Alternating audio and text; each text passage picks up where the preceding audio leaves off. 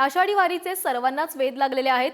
संत ज्ञानेश्वर महाराजांची पालखी आज सासवडमध्ये आहे, तर सासवडमधून आज संत सोपानदेव महाराजांची पालखी प्रस्थान करणार आहे। याशिवाय संत तुकाराम महाराजांची पालखी देखील लोणी काळभोरमध्ये आहे। यावेळी वारकरी भजन कीर्तन करत पंढरपूरकडे चालतात। वेढा वेढा रे पंढरी, वेढा वेढा रे पंढरी, वेढा वेढा रे पंढरी। तर या संदर्भात बोलण्यासाठी आपल्यासोबत आमचे प्रतिनिधी सुजित काळगे आपल्यासोबत जोडले गेले। सुजित, रामकृष्ण हरी माऊली, खरं तर तू स्वतः या पालखी सोहळ्यामध्ये सहभागी झालेला आहेस। वारकऱ्यांमध्ये कशा प्रकारचं वातावरण, उत्साह तुला बघायला मिळतोय?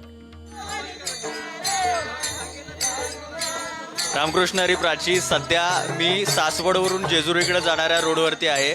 सध्या जेजुरीकडे काही वारकरी निघालेले आहेत। वारकऱ्यांसाठी महत्त्वाचं जर काय असेल या सगळ्यामध्ये तर राहण्याची व्यवस्था करणं आणि त्याचबरोबर आपल्या जेवणाची व्यवस्था करणं।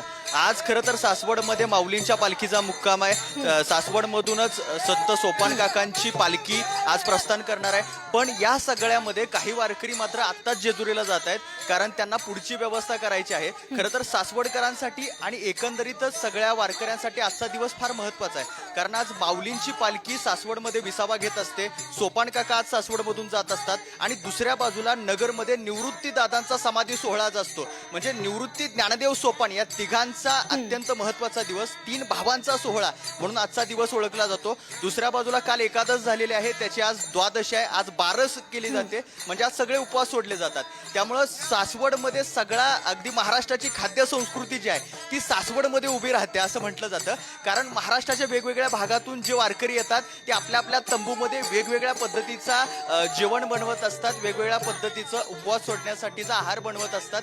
ह्या सगळ्यामध्ये ही सगळी जी मंडळ आहे ते अगदी भजन कीर्तन करत, आपण बघतोय तर तुमच्या मागे वारकऱ्यांचं भजन कीर्तन सुरू आहे। हा एकदा माहोल आपल्या प्रेक्षकांना तुम्ही दाखवाल?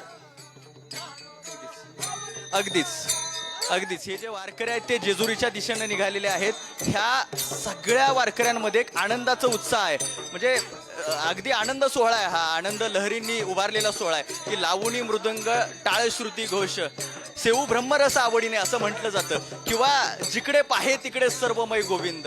ही जी वातावरणाची आहे की रात्रंदिना आम्हा हाची धंदा गोविंदाचे पोवाडे, आम्ही रात्रंदिवस उभं राहू, कारण तो आमच्या पाठीमाग आहे, मागे पुढे उभा आहे सांभाळी, तर आलिया आघारात निवार आहे, अशा ज्या पद्धतीनं म्हटलं जातं की आमच्या समोरची सगळी संकट जर कोण मिटवणार असेल तर तो आहे। म्हणून त्याच्या वाटेवर चालत असताना या माता माऊल्या, या ज्या बांधव आहेत किंवा हे वारकरी आहेत, हे वारकरी नाचत नाचत जात असतात, म्हणून त्यांना चालण्याचा कधीही कंटाळा येत नाही, ते सातत्यानं चालत राहतात। ह्याची व्हावी माझी आस, जन्मोजन्मी तुझा दास, पंढरीचा वारकरी वारू चुके नदी हरी, असं ज्या पद्धतीनं म्हटलं जातं, किंवा भेटी लागे जीवा लागलीसे आस असं जे म्हटलं जातं, त्यांना त्या भेटीची आस लागलेली असते। त्यामुळं ही सगळी वारकरी मंडळी ही या ठिकाणी चालत असते। आज विठोबा खंडोबाच्या भेटीला उद्या जाणार आहे, त्याच्यामुळं ही सगळी मंडळी खंडोबाच्या भंडाऱ्याच्या दिशेनं जातीये असं म्हणायला काय हरकत नाही। विठोबाचा बुक्का खंडोबाच्या भंडाऱ्याला भेटायला जातो आणि मग उद्या बुक्का आणि भंडारा असा एकत्र आलेला त्या ठिकाणी पाहायला मिळतो।